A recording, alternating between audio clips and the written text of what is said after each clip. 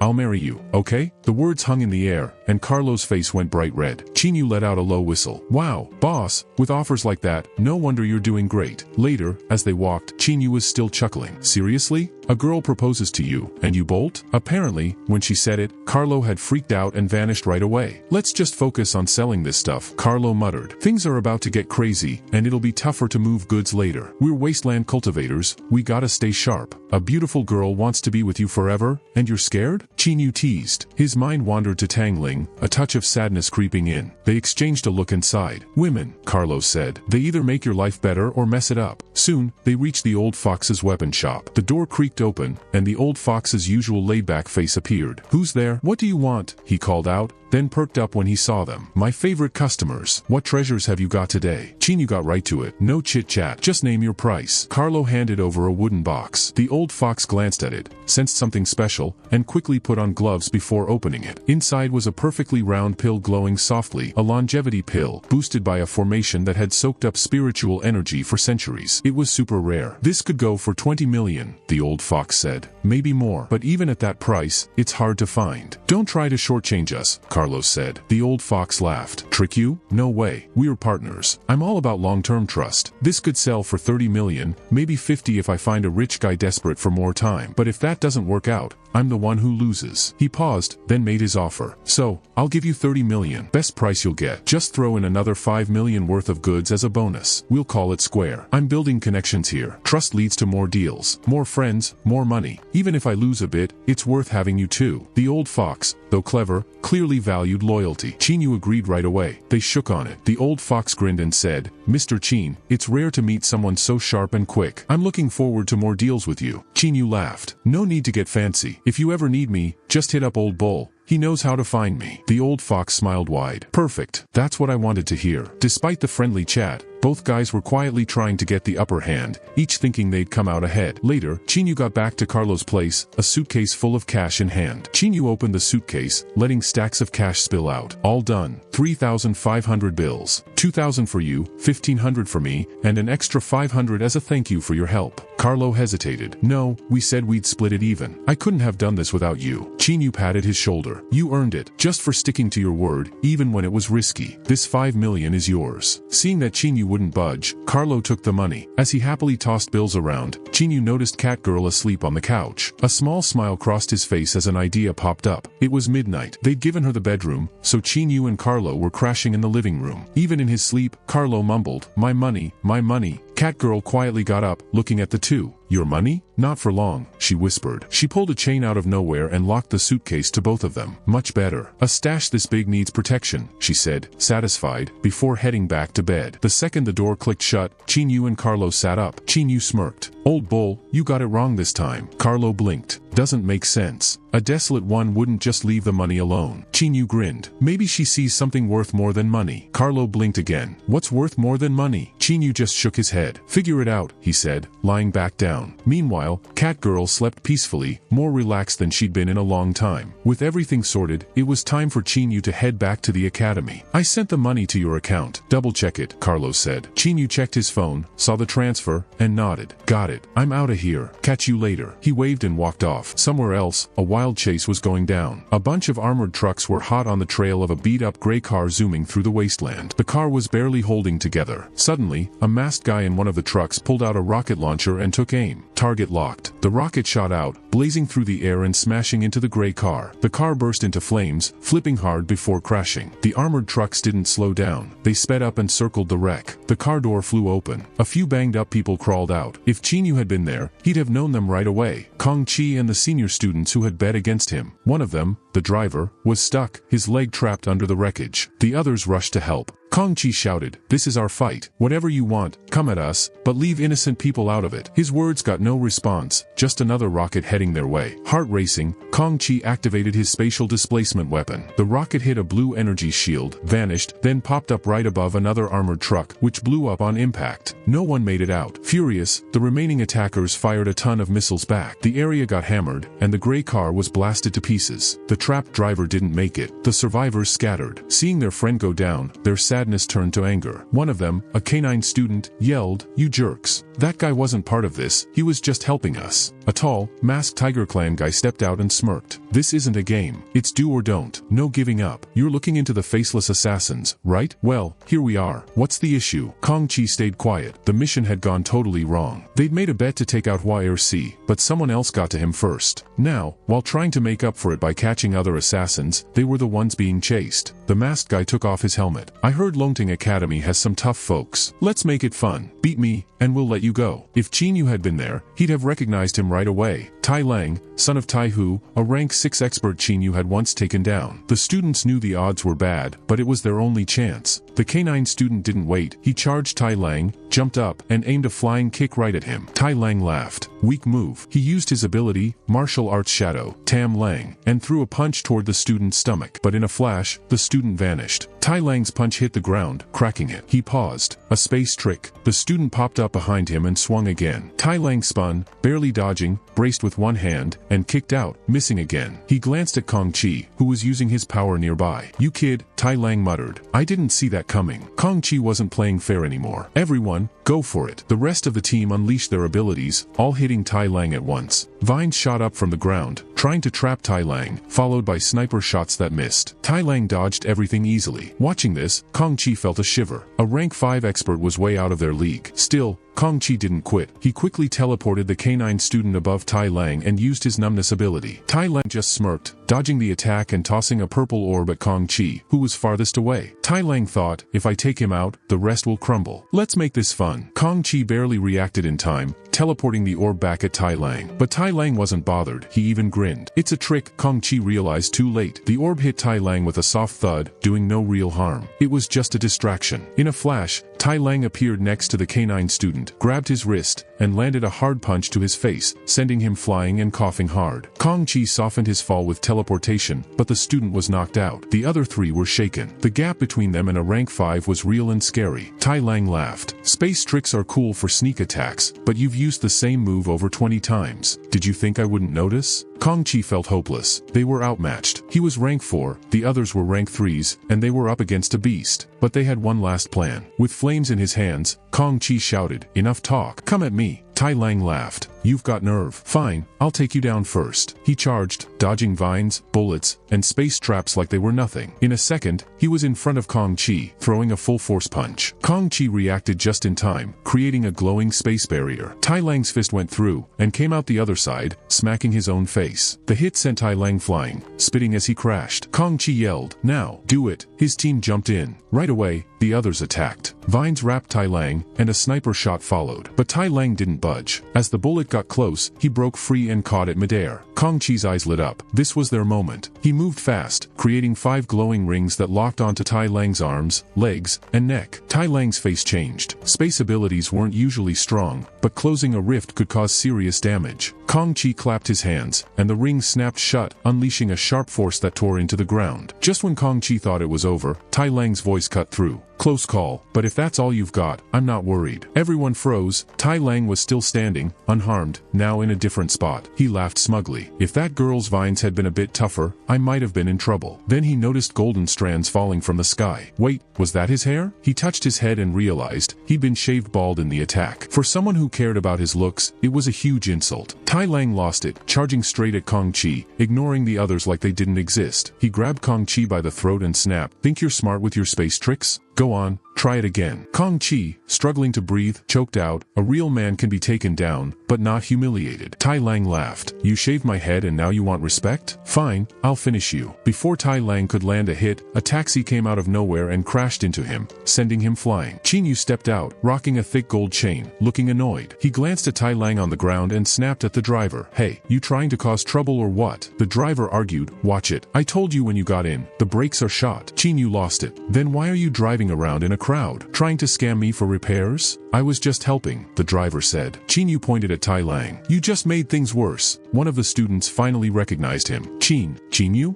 Is that you?" Hearing his name, Chinyu looked over. "Oh, hey, I know you guys." But before he could say more, a few masked enemies popped up nearby. He blinked. "Did I just walk into a fight? What kind of day is this?" Kong Chi shouted, "Chinyu, get out of here. Don't worry about us," and quickly used his spatial displacement to teleport him away. But instead of a safe spot, Chinyu and the driver reappeared right in front of Tai Lang, who was getting back up. Eyes wide, Chinyu yelled, "Seriously? You dropped me right in front of the bad guy? Who does that?" Tai Lang, now face to face with the guy whose taxi hit him, wasn't letting it slide. He charged straight at Chinyu. Tai Lang figured he'd take out the easier target first. But when his punch landed, something felt off. Chinyu didn't even flinch. His face turned cold. "You with the Assassin's Society?" Chinyu asked. "What a coincidence. I really don't like those guys." That set Tai Lang off. He threw a fast, angry punch. "You punk. You think you're even worth talking about them?" Chinyu stumbled back a few steps, but Tai Lang got cockier, throwing punch after punch like a wild storm. Chinyu was pushed back, but he didn't seem hurt at all. Then Chinyu muttered, "Demon King armor." Black armor wrapped around him instantly. Tai Lang's next punch hit the armor with a loud clang, and he winced in pain. "Weak," Chinyu said coolly. "Even at rank 6, you're nothing." Then Chinyu asked calmly, "Your moves, they remind me of someone. Who's Iron Tiger to you?" That stopped Tai Lang cold. This guy knew his father, Iron Tiger. If he'd survived a run-in with him, then, who was this kid? Knowing he couldn't hold back, Tai Lang powered up. Red energy glowed around his fists as he unleashed his big move, Mad Wolf Frenzy. His fists flew like a storm, hammering down hard. From a distance, the Longting Academy students watched in horror. Kong Chi felt awful. If not for him, Chinyu wouldn't be in this mess. He gritted his teeth, ready to jump in and fight to the end. But the taxi driver casually tapped his head. "Look closer. Does that guy look like he's in trouble?" Everyone stared. Chinyu stood tall, completely fine, and had even caught Tai Lang's fist in his hand. Tai Lang was stunned. His wrist wouldn't move. "Who the heck are you?" Chinyu grinned. "Just a random guy, or, you know, a first year at Longting Academy. Special Task Force 7. Name's Chinyu." He twisted Tai Lang's wrist, making him yell, then tossed it aside and threw a flurry of punches punches, ending with a stylish spin. Tai Lang went flying. He struggled to stand, glaring with hatred. Chinyu dropped his armor and scoffed. You came here to be my punching bag? You can't even land a solid hit. Rank 6 or not, you're nothing. Just then, a faint sound zipped through the air. Kong Chi's face went white. Chinyu, behind you. A red streak shot toward Chinyu's head, and hit. Everyone gasped. But Chinyu just stood there, totally fine. He reached up, pulled a bullet from his ear, and sighed. Don't people recycle these days? He flicked the bullet back at the attacker. The guy raised his shield, but it didn't matter. The bullet smashed through and hit him square in the head. Unlike Chinyu, the attacker wasn't so tough, he went down hard. Chinyu smirked. Can't recycle? Go figure it out in the afterlife. Tai Lang froze, terrified. Chinyu didn't just seem dangerous, he seemed unstoppable. Chinyu turned to him with a grin. Wanna see what being well-rounded really looks like? Before Tai Lang could move, Chinyu rushed forward, spun, and landed a hard kick to his chest, sending him flying. He jumped after him, grabbed his hair mid-air, and slammed him down, cracking the pavement. Then, with a smooth move, Chinyu pulled out a handkerchief and wiped his hands. No strength, no speed, no skill. And you call yourself an assassin? You can't sneak, can't shoot, just pick fights like a thug. He glanced at the remaining Assassin Society members. One look, and they scattered, scared out of their minds. With the threat gone, the fancy taxi driver ran up, pumped. Bro, you're incredible. From now on, we're tight. Need anything, just call. Then he playfully tapped Chinyu on the head. That little tap nearly knocked Chinyu out. He collapsed. The driver panicked, rushing over. Hey, don't pass out. I need you to make me look good. Chinyu weakly scratched 3 words into the dirt. 3. Secretary revive. The driver stared. Are you messing with me? Midnight, outside Longteng Academy. The gates were about to close when a bright light and a loud metal crash broke out. My brakes are shot. No insurance. Move, the driver yelled. The guard panicked and hit the alarm, thinking it was an attack. The car smashed through the second-floor wall of the academic building and got stuck inside. People spilled out, some threw up, others just lay there, dazed. Pale and weak, Chinyu muttered, Brother Kui, you're a real one. Next time, just drop me at the gate, okay? Still in the driver's seat, Kui laughed hard. No way, we're brothers. VIP treatment all the way. Chinyu tried to stop him. Come on, at least come up for a drink. Nah, Kui waved him off. Those guards are wild. They chase me every time. I only came in for you. I'd never set foot in this place otherwise. I'm out. The driver slammed the car into reverse and started backing out of the hole in the wall. Halfway out, he yelled back, oh yeah, if you see that Vice Principal Wang, tell that sneaky old guy I said hi. Chinyu figured the driver probably knew the vice principal. What a guy, he thought. Just then, he felt a tap on his shoulder. He turned to see Kong Chi and the others. Thanks, man, Kong Chi said gratefully. We'd be done for without you. If you ever need anything, just let me know. Before Chinyu could answer, a security guard's voice echoed from the stairwell. Stop right there. This is school property. Someone's paying for that damage. Chinyu grinned, patted the others on the back, and said, well, time to return the favor, guys. Then he leapt out the second-story window and took off running. Sprinting toward the dorms, he muttered, if I don't get out of here, I'm in big trouble. If Yuna finds out I caused a mess already, you'll be what? A calm voice interrupted. He froze. There was Yuna, standing with Yulu, Tang Ling, and Xiao Xiao, blocking the dorm entrance. I'm so done, Chinyu whispered. Thinking fast, he pulled out his phone and showed them his bank balance. The girls gasped. 10 million? Yuna's face darkened. Chinyu, you've gone full bad guy, haven't you? No, he shouted, fake crying. Aunt Yuna, I risked everything for this. Don't call me out like that. He quickly spilled the whole story. His fight with the assassins, the tomb, all of it, conveniently leaving out the part about the property damage. Yula crossed her arms. You didn't invite me to something that cool? Rude. Tang Ling rolled her eyes. You got hit too hard. You're imagining things. As Yula tried to kick him, Chinyu dodged and shot back. It all really happened. Yuna raised a hand. Alright, enough. Everyone else, go. Xiao Xiao looked worried. Miss Yuna, he only fought bad guys. He's not in trouble, right? Yuna nodded. Don't worry, I've got this. Everyone left, though Yula gave him one last playful punch. We're not done. Once it was just him and Yuna, Chinyu scratched his head awkwardly. You heard it all, right? I didn't actually cause trouble. Yuna sighed and put a hand on his shoulder. Chinyu, don't be reckless. You're putting everything on the line while they're risking nothing. Seeing her concern, Chinyu pulled out the black pearl he'd grabbed from the tomb. This will help with your old injury. Don't say you don't need it, your body says otherwise. Yuna looked at the pearl, not recognizing it. Thanks, but that injury came from a rank 7 opponent. It's not something that heals easily. Don't sleep on it, Chinyu said. This is the undying pearl, from the tree of everlasting life. life. It heals wounds, boosts energy, even makes you look younger.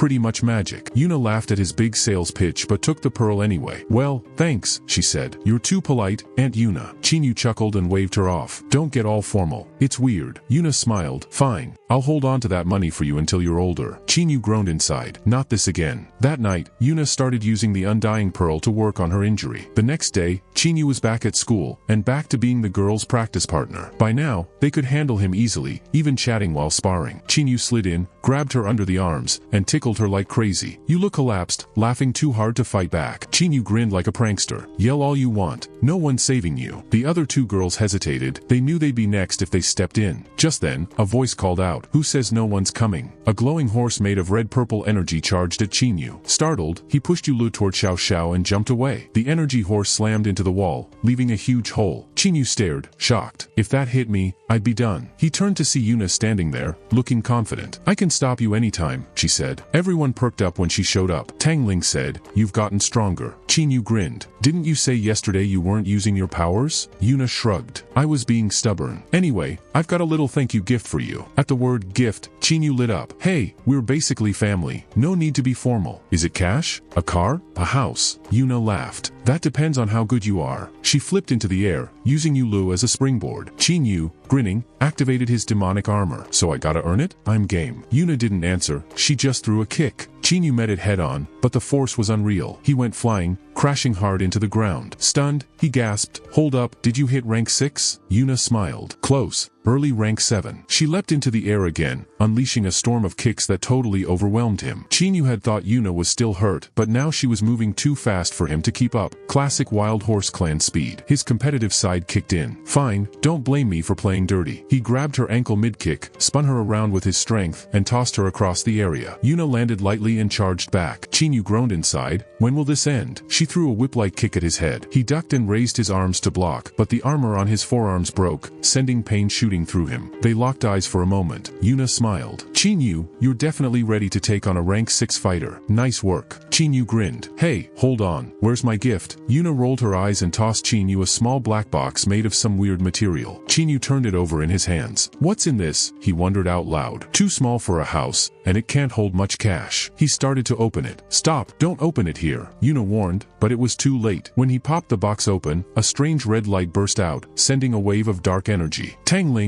Yulu, and Xiao Xiao suddenly collapsed, totally drained. Chinyu froze, shaken by the intense, creepy vibe coming from the box. Even with his demonic side, it made him uneasy. Yuna grabbed the box and snapped it shut. "This is the essence of a shape-shifting demon," she explained quickly. "They're super rare and can change their bodies. I traded 10 million yuan with an old friend to get this for you. With your demonic arms, you can make weapons from this essence. It'll help you level up your heavenly tiger technique." She tossed the box back to Chinyu. He caught it, amazed. "This has gotta be worth way more than 10 million. Yuna flicked his forehead. "Don't be silly. My friend gave me a deal because you've helped him fight off bad guys before." Chinyu nodded and rushed off to find a spot to absorb the power. Watching him go, Yuna sighed. "That kid's always jumping in head first. I didn't even get to warn him. This essence is tough to handle. Guess I'll have to help him." Turning to the girls, who were slowly getting back up, she said, "I'm gonna make sure Chinyu stays safe, just in case. You all keep practicing." The girls nodded, still a bit rattled. Yula frowned at her mom. "What's the deal? You always said demons are bad news. Why are you?" Yuna paused, a quick flash of something hard to read in her eyes. Then she smiled, gently ruffling Yuli's hair. "Because he's Chinyu." Yula blinked and nodded slowly, not sure if she got it. Meanwhile, Chinyu raced back to his room, pumped to absorb the essence. He opened the black box again, and the dark energy poured out, but this time, he took it all in. At first, Chinyu felt nothing, but within a minute, a crazy power started surging through him, totally wild and out of control. The energy pushed his 4 extra arms outward, twisting them into a messy mix of weapons. With a huge effort, Chinyu managed to hold the energy back, but he was left too wiped out to fully take it in. Yuna's voice came from outside, "Chill out. It's just a thing with no life. If it won't play nice, make it." Her words sparked something in Chinyu. "She's right," he thought. "If it won't behave, force it to." With fresh focus, he closed his eyes and found himself in a massive arena in his mind. All around him were copies of himself, each with different powers. "This thing doesn't know who's boss," Chinyu muttered, ready to tame the shape-shifting demon essence. A sharp metallic click echoed, followed by a gunshot. A bullet whizzed past. Chinyu ducked just in time. Turning, he saw his copies charging at him like wild animals. No heads up? That's cold, he muttered. Dodging a grab and leaping over a huge punch, Chinyu realized the demon essence was fighting back, using his own powers to make mental copies. It wanted to tire out his mind and break free. Lost in thought, another giant fist came down. He couldn't dodge but blocked with his arms. He took the hit, but another copy's strike sent him flying. The giant copy tried to smash him, but Chinyu slashed, cutting its hands apart. Landing, he smirked. You fake copies think you're in charge? Today, I'm taking over. He dove into the crowd of copies, ready for a tough mental fight. Outside the dorm, Yuna stood ready with her spear, sensing the wild swings in Chinyu's energy. She was prepared to jump in if he lost control, ready to pull out the demon essence to keep him safe. Inside, Chinyu's eyes were squeezed shut, his body trembling. One of his extra arms twisted around, thrashing wildly, trying to take over. If his mind slipped, it could overwhelm him and escape. No matter how strong you are, sometimes you gotta respect the one in charge. 2 days later, Yuna was still outside Chinyu's room, on guard. She could feel both Chinyu's and the demon essence's energy weakening. The big moment was close. Who would win, Chinyu or the demon? Suddenly, a weird, dark energy seeped from under the door. Yuna's heart sank. It didn't feel like Chinyu's energy. Gripping her spear, she cautiously opened the door, and froze. Standing there wasn't Chinyu but a warped, creepy figure giving off bad vibes. Except for Chinyu's face, it barely looked like him. Yuna felt a chill. Then the figure spoke. I'm not Chinyu. It raised a hand, and Yuna braced her spear, thinking it was about to attack. But then it said something wild. If you want Chinyu back, send me 50 yuan to test my skills. Yuna blinked, thrown by how absurd that was. After a second, she snapped, 50 yuan?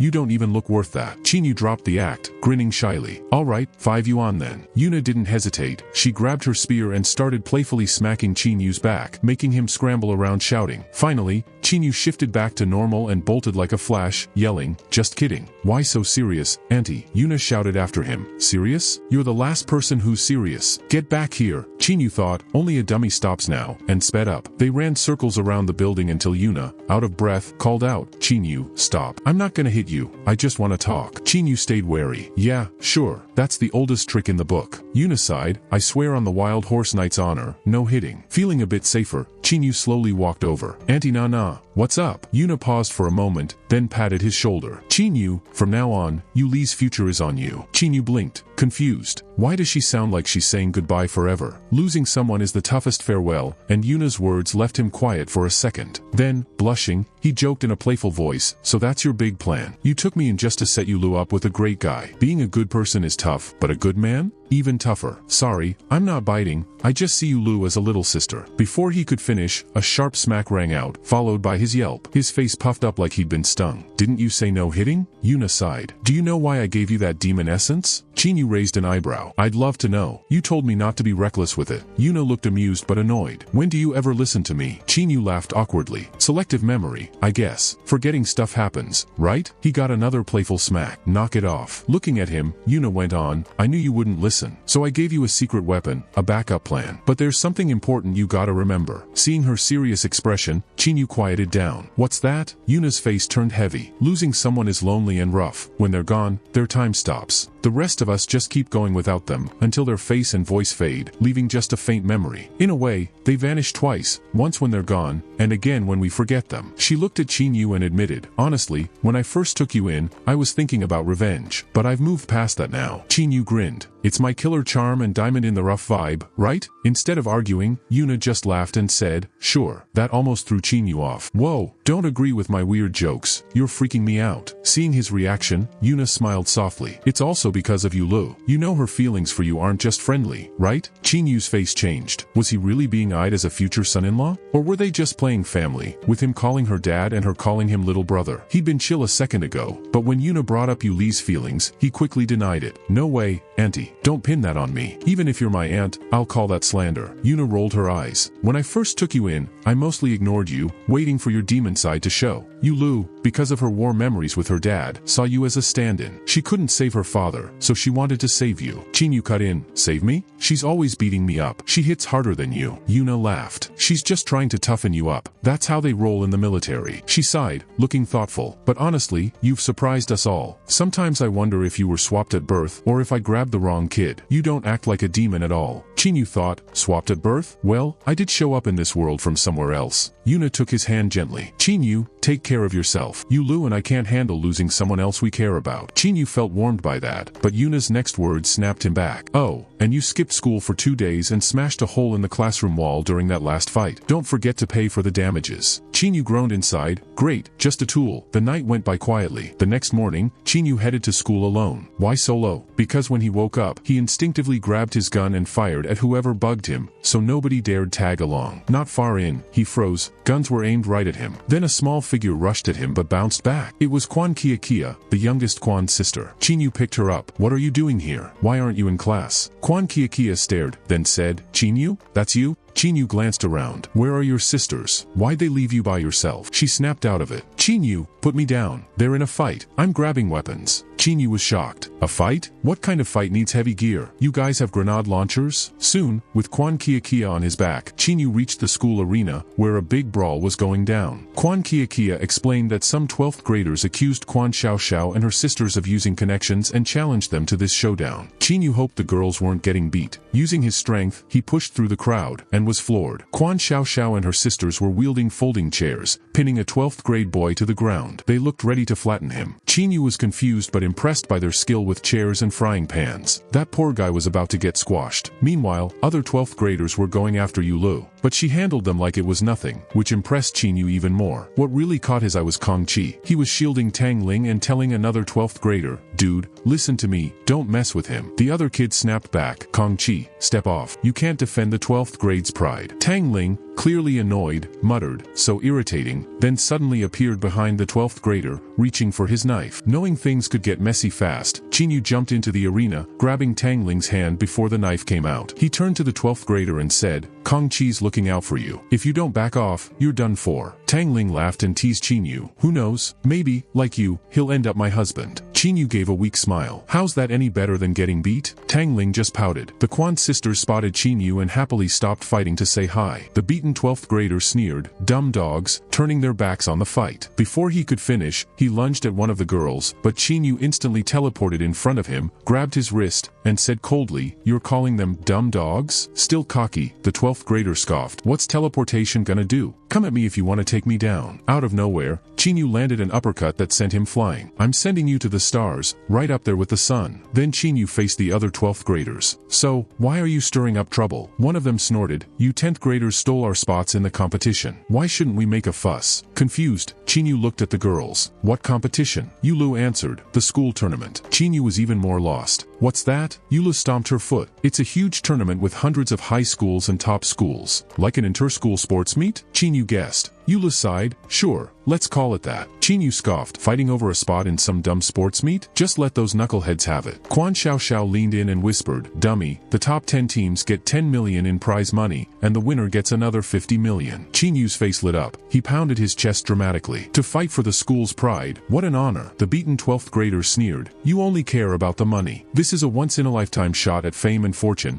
and you're tossing it away just for cash. Quan Kia, still holding her pile of weapons, giggled. Aren't you broke? If not, give us 5 billion, and I'll tell my big sister to sell you her spot. The 12th graders were practically speechless. Suddenly, someone dropped into the arena, cracking the ground. Everyone turned to look. The 12th graders lit up like they'd been saved. Teacher, you're here. It was their homeroom teacher, Lei Hong, nicknamed the Winged Tiger. He scanned the scene and zeroed in on Quan Kia with some energy-charged stones. But Chinyu quickly scooped her up and blocked the attack like it was nothing. Lei Hong was stunned. A 10th grader had just brushed off his move. Chinyu tossed Quan Kia back to Quan Xiao, and Lei Hong smiled as he introduced himself. The 12th graders looked confused. Teacher, he's just a student. Why so polite? Lei Hong thought, because he's a student, this is tricky. He could have caught them off guard earlier, but now Chinyu was ready. Making a move now would look bad. Chinyu, thinking Lei Hong was gearing up for a fight, cracked his knuckles and called himself the Demon King. But Lei Hong surprised him by backing off. A young hero rises. Your strength deserves to represent the 12th grade in the competition. We'll step back. Goodbye. As Lei Hong started to leave with his students, a sharp voice stopped him. You mess with my students and think you can just walk away? Yuna appeared behind them, calm but firm. Your students picked a fight with mine for no reason. Care to explain? If my students were wrong, punish them. But if not, even the top boss would owe me answers. Lei Hong groaned inside. He'd heard Yuna from the Wild Horse Knights was teaching now. Once a star, he'd been badly hurt years ago and spent a decade recovering. Now, seeing her back in top form, and with this Demon King kid around, he had to bite his tongue. He cupped his hands respectfully and said, "My students caused today's trouble. I'm sorry." The 12th graders wanted to argue, but Lei Hong's glare shut them up. Yuna smiled. Since it was a mix-up, how about our 10th graders representing the school in the competition? Lei Hong gritted his teeth but said, "Sounds great." Then he led his students away, defeated. Yuna turned to the group. "Now that everyone knows about the tournament, let's head to the classroom and go over the details." Back in the classroom, Chinyu jumped in. "So, what's this about 50 million? Yuna tapped his head, annoyed. "What 50 million? It's the school tournament. Normally, 2 12th grade teams and 1 top 11th grade team compete. This time, the school believes in your strength so much they want you to take one of the 12th grade spots. I already signed everyone up." Chinyu pointed at himself, shocked. "You want me to actually fight?" Yuna laughed. "If you lead the team to the top 10, the school will trade your prize for high-grade demonic essence from the treasury. Sounds like a fair deal for a few bumps, right? You won't get seriously hurt." Chinyu got it. The school was banking on him. That meant players like Tangling would be key, but the tournament could be risky for Yu Lu and the others. This huge event included schools from all over, even league and world teams. With so many people, some troublemakers might try to cause chaos. Thinking this over, Chinyu stood up. "I'm stepping out for a bit." As he left, he thought, "Gotta find some backup." Near sunset, Chinyu walked into a tavern and was greeted by a bunny girl at the door. He nodded and went inside. Oxhead had tipped him off that the Desolate Ones hung out in places like this, and this tavern near Longting Academy was one of their spots. Chinyu headed straight to the bar. The bartender asked, "What can I get you?" Chinyu paused, then suddenly turned his right hand into a sharp claw. He spun to someone who just brushed by and said, "Be careful next time, or you'll lose more than your hand." Without hesitating, his claw sliced into the hand of a pickpocket trying to swipe from him. The thief collapsed, begging for mercy, but Chinyu said coldly, "Get lost." The thief scrambled away, and Chinyu turned back, wiping his hand politely. "Sorry to keep you waiting." The bartender didn't blink. Being part of the Desolate Ones, she'd seen worse. "No worries. What do you need?" Chinyu gave a small smile, spat out a pearl, wiped his mouth, and said, "I hear you handle tricky stuff. Can you clean this pearl for me?" It was a low-quality immortality pearl he'd snagged from a demon beast in an underground palace. The bartender picked up the pearl, wiped it down,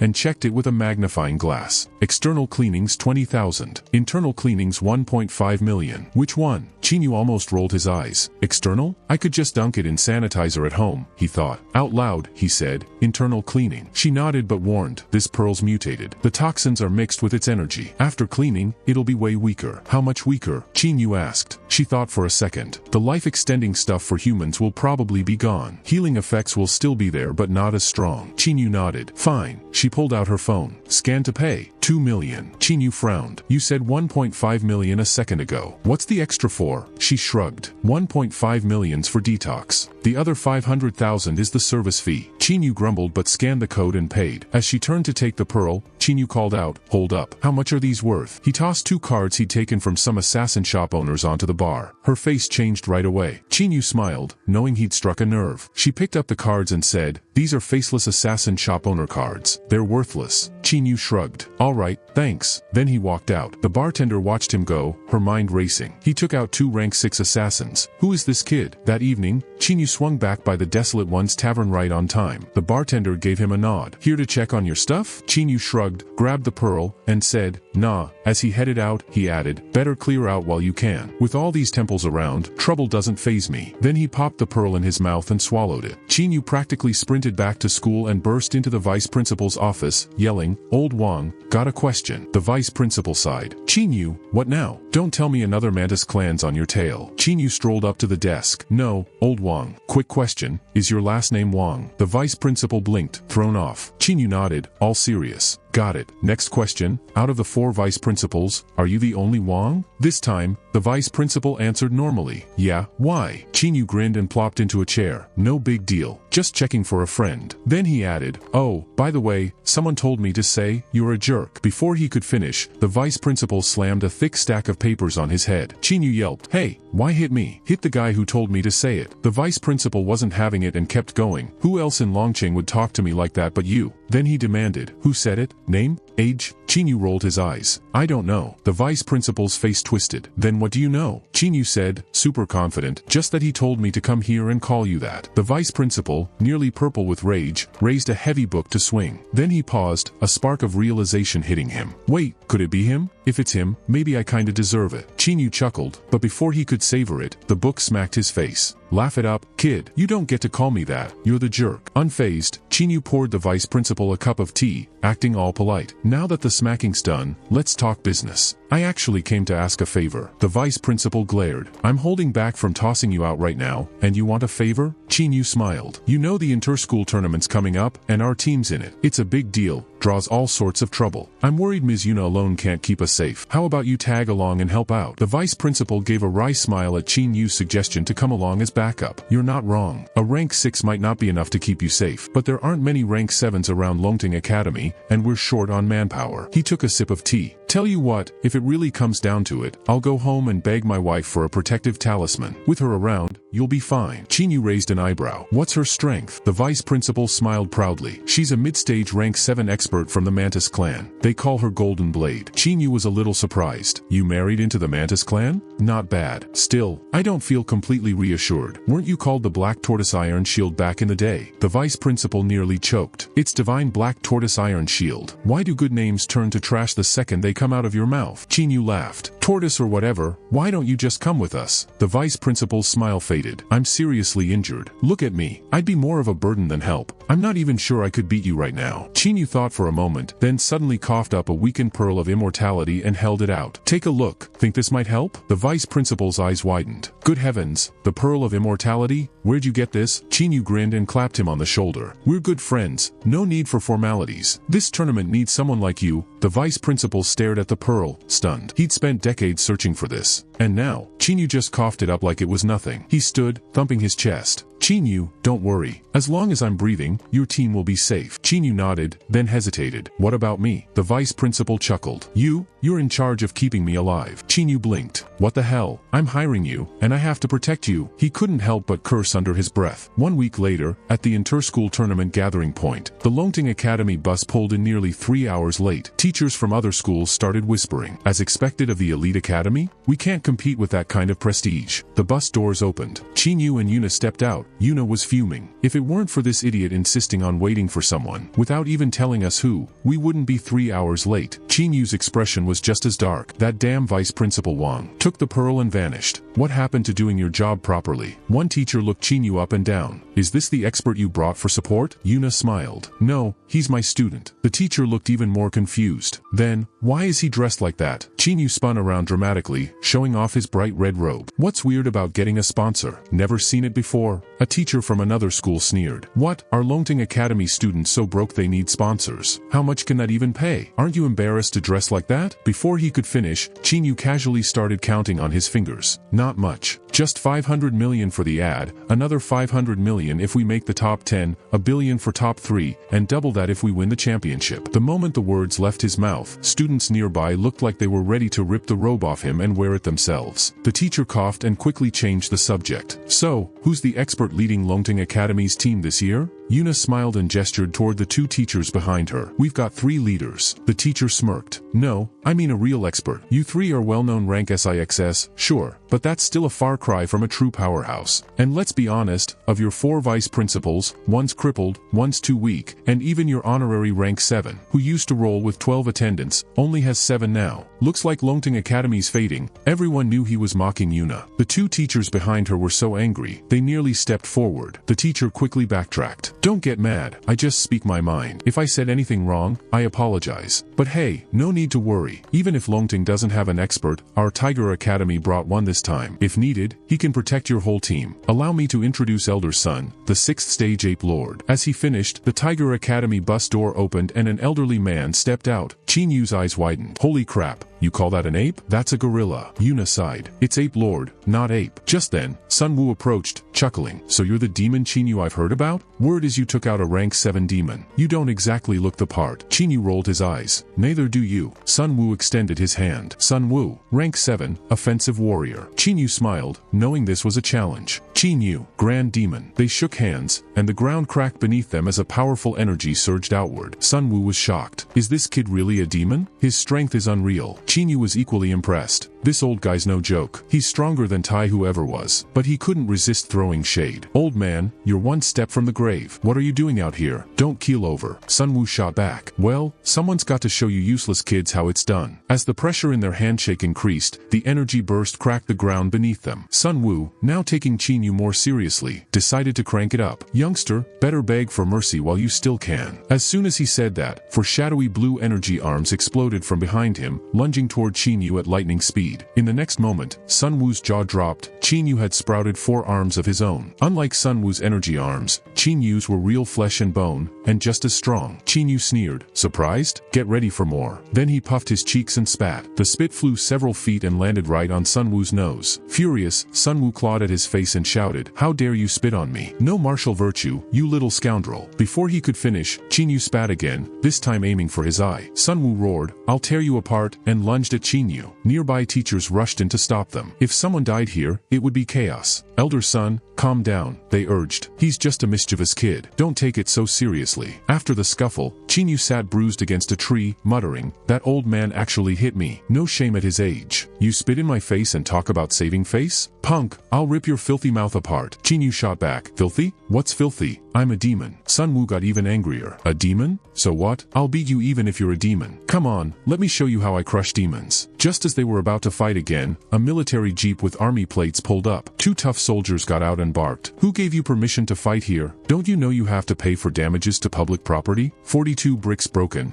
That's 37,000 yuan. Who's paying?" Sunwoo was stunned. Why was the army here, and what about the fine? He looked over at Chinyu, who lay motionless. Sunwoo sighed, realizing this wasn't just lack of virtue, this was shamelessness. He said, "Go to Tiger Academy and get the money. Just tell them it's from me." The soldiers hesitated. "May we ask who you are?" Sunwoo nodded. "Sunwoo, the 6-eared monkey, the one who fought 3 rank 7s alone and killed 2. The soldier's eyes nearly popped. "Yes, sir. 3rd Platoon, Longcheng Defense Regiment. We'll handle this minor damage. No need for you to trouble yourself. We'll take our leave." Chinyu, still on the ground, thought, this old man's seriously impressive. Then he jumped up and yelled, "In that case, throw in a Maserati for me too." Sunwoo slapped him hard across the face. "You rotten brat. Don't push your luck. 'Cause more trouble and I won't hold back." "A Maserati? Why not a Lamborghini while you're at it? Keep it up and I'll wring your neck." Xiaohei helped Chinyu up, worried. Meanwhile, Sunwoo walked back to the Tiger Academy vehicle. A teacher caught up and asked, "Elder son, are you alright?" Sunwoo sighed. "Looks like we're just here to fill numbers. Remember this, if you ever see someone from Longting, run as far away as you can." The teacher's expression shifted. Could Chinyu really be that strong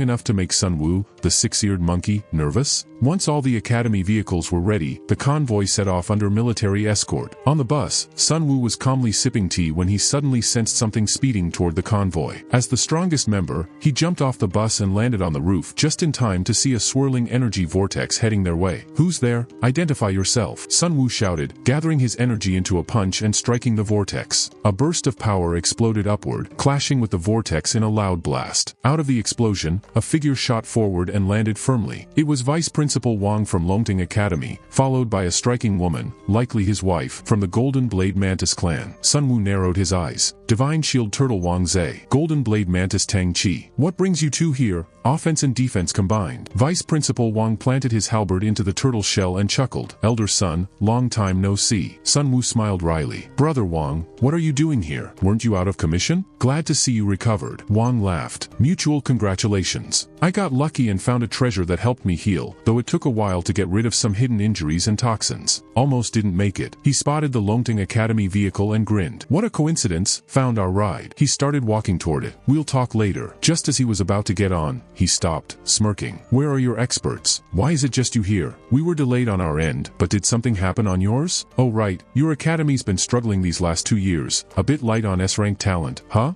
No worries if they couldn't make it, we'll have your back." The Tiger Academy teachers flushed with embarrassment. Sunwoo wanted to disappear. That was the exact same jab they had thrown at Longting just moments ago. As Vice Principal Wang moved to board the bus, Chinyu nearby sneered, "Hey, old man, you really are a turtle, so slow." Wang's face twisted with anger, ready to snap back. "I owe you a beating. Don't you plan to let the whole convoy wait?" Chinyu glanced at Yuna and replied casually, "I kind of do." Wang scoffed. Afraid of a woman? Pathetic. Before he could say more, Tang Chi appeared. What are you muttering about? She asked, making Wang jump and quickly hide behind Qinyu. Nothing.